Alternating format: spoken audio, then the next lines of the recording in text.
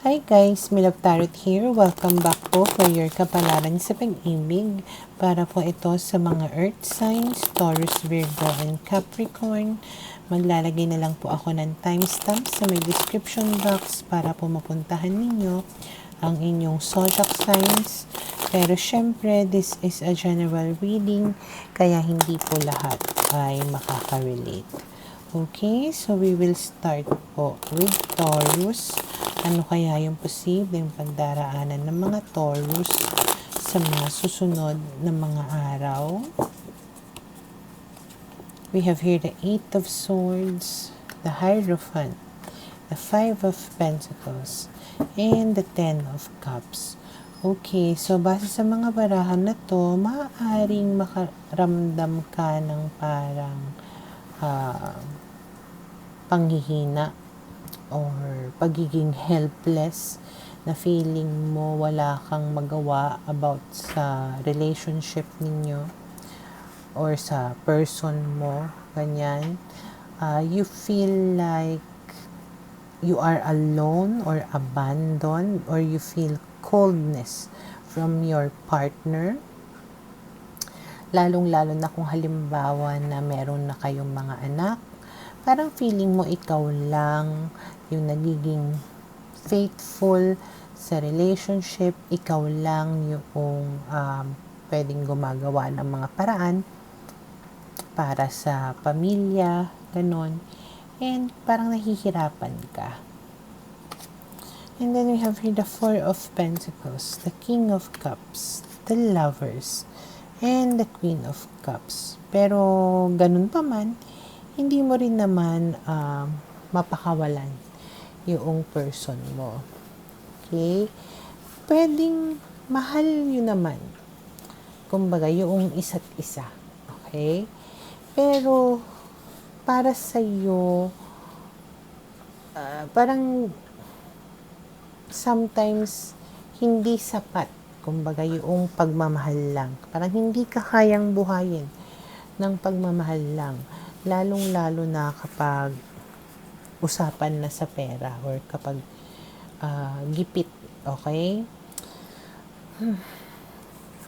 And then we have here the 10 of Swords, the 8 of Wands, and the 8 of Pentacles. So, sinasabi dito, don't worry.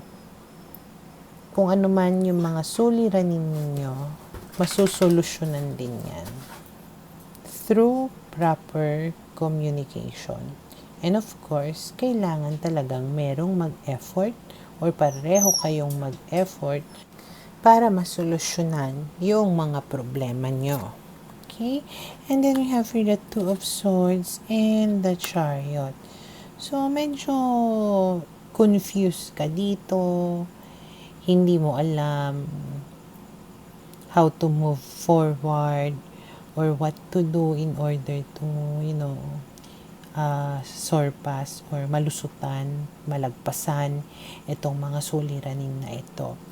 Pero nakikita ko na lalakasan mo yung loob mo and you will probably take a chance, para lang mapagtagumpayan mo, kumbaga, itong mga suliranin na ito. Which means na magiging stable din or kalmado din ang lahat. Okay? So, for now, ito yung nakikita ko na posibleng mangyari sa mga Taurus.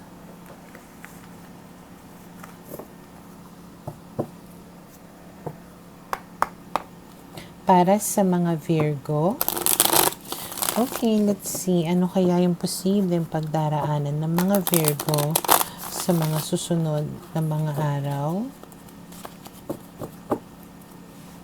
Okay, we have here the 6 of Wands, the 6 of Pentacles, the Death card, and the 5 of Wands. Okay, so base sa mga barahan na to, is parang ang focus mo is self-love, okay? Or self-care sa mga susunod na mga araw na parang talagang ipra-prioritize mo ang sarili mo. Ibibigay mo sa self mo lahat ng pangangailangan mo, lahat ng gusto mo. Okay? Na talagang gusto mong magkaroon ng parang transformation or pagbabago sa sarili mo. Okay? And then we have here the Five of Wands na parang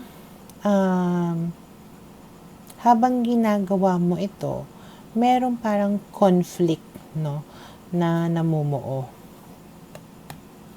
And then we have here the Judgment card, the Two of Swords, the Eight of Cups, and the King of Pentacles. So, yung conflict na yun, of course, has something to do with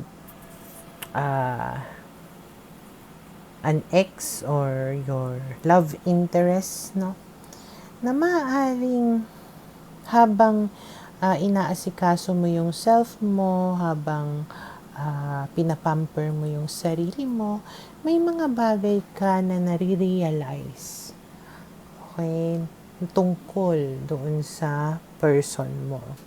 Na maaaring you are starting to realize na hindi mo matatagpuan yung tunay na kaligayahan mula dito sa tao na to.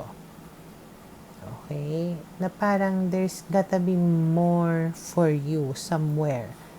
Hindi ka sure kung ano yon, pero parang nare-realize mo na hindi mo na makukuha yon sa kanya. And I say it na conflict because, syempre, somehow may feelings ka pa rin sa kanya.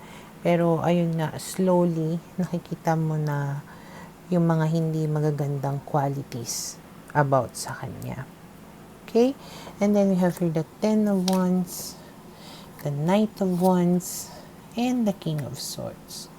So, asahan mo, no, na magre-reach out pa rin sa'yo itong tao na ito. At magdadala pa rin itong tao na to sa'yo ng mga problema. At maaaring may mga bagay pa rin ito na masasabi sa'yo or mga salita na mabibitawan na siyang makakapagpasama or sakit ng loob mo. And then we have the Seven of Swords and the Six of Cups. And parang gusto pa nga niya dito makipagbalikan sa'yo kahit na niloko ka niya. And then the Ace of Wands. Ang matindi doon is mamaya baka pagbigyan mo. So yung mga self-care mo dyan, self-love mo, realization mo dyan, walang silbi lahat kung bibigay ka na naman sa kanya. Okay? Yung parang alam mo na nga na hindi maganda para sa'yo, pero itutuloy mo pa rin. So, ewan ko kung ano ang trip nyo. So, for now, ito yung nakikita ko na posibleng mangyari sa mga Virgo.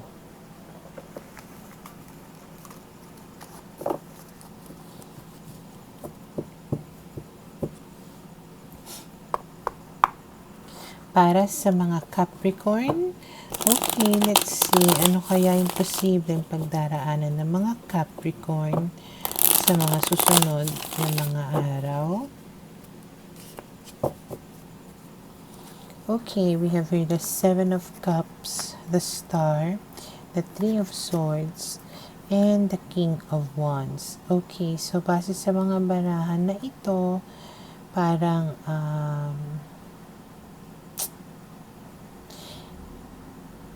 parang dinidelay mo, kumbaga yung moving on process mo.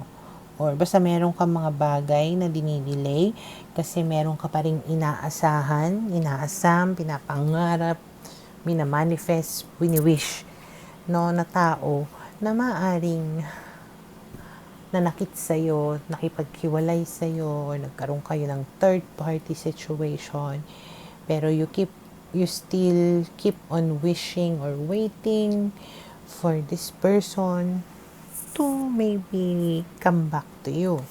And then we have here, Ace of Cups and Queen of Swords, Knight of Swords, Four of Wands. Okay? Malaki yung possibility na yung tao na ito ay air sign or water sign. So, lahat ng bagay, idinidelay mo, hindi ka kumikilos, kasi inaasahan mo na makipagbalikan sa'yo itong tao na ito. Pero, mukhang at the moment,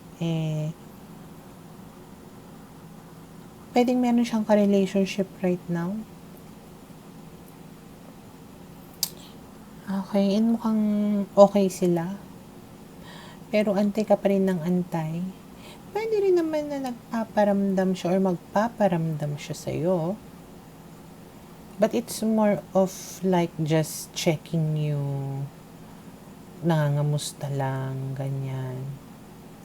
Pero at the moment, masaya siya sa kung nasan man siya Okay? Pero ikaw talagang nagpapaka-single ka dito kasi inaasahan mo na babalik siya sa'yo. And then we have the Nine of Pentacles. Again, sinabi ko na parang single. Kasi you are still hoping na ma-resolve ninyo or maayos ninyo yung relationship ninyo. Ace of Pentacles, Ten of Cups. May chance, no, na makipagbalikan siya sa'yo. Pero kung halimbawa na itong tao na to ay involved or may pamilya or parang kayo yung third party, kapag nakipagbalikan siya sa'yo, it does not mean na iniwan niya yung third party para sa'yo. Kumbaga, isasama ka lang niya, isasali ka lang niya sa kanyang kaguluhan. Okay, ngayon kung halimbawa naman na ikaw yung legal at nagkaroon siya ng third party, yes, pwedeng mabuo kayo, pwede kayong magsimulang muli. And then we have here the Eight of Pentacles, which means parang there's a possibility na things will work out or maayos ninyo yung relationship ninyo na dalawa. Okay?